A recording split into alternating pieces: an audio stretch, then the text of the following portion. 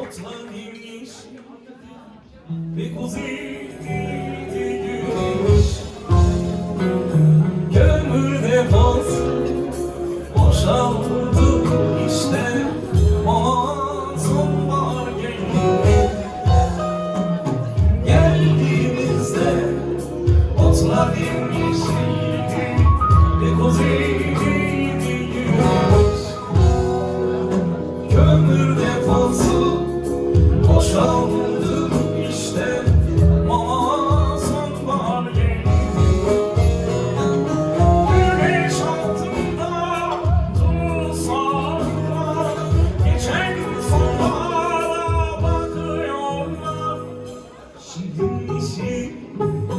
gece kondu elleri Samsun asfaltında.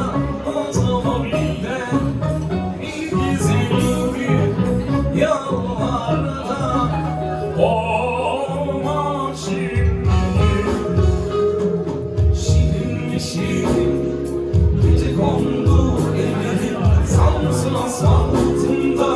Otomobilde bir güzeldi yollarda. Olma şirin.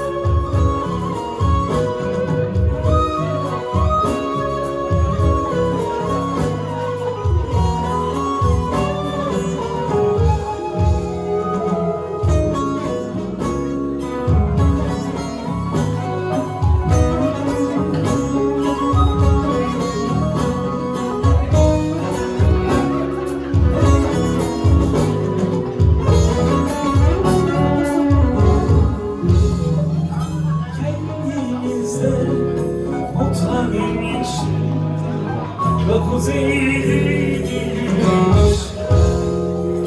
Kömür deposu boşaldı işte. Aman sonbahar geldi. Geldiğimizde otlar inmiş ve kuzeydi güneş. Kömür deposu boşaldı işte. Aman sonbahar geldi. Güneş altında dursanlar, geçen sonbahara bakıyorlar. Şimdi gece kondu ellerin Samsun asfaltında. Otomobilde bir güzeldi yollarda. Olma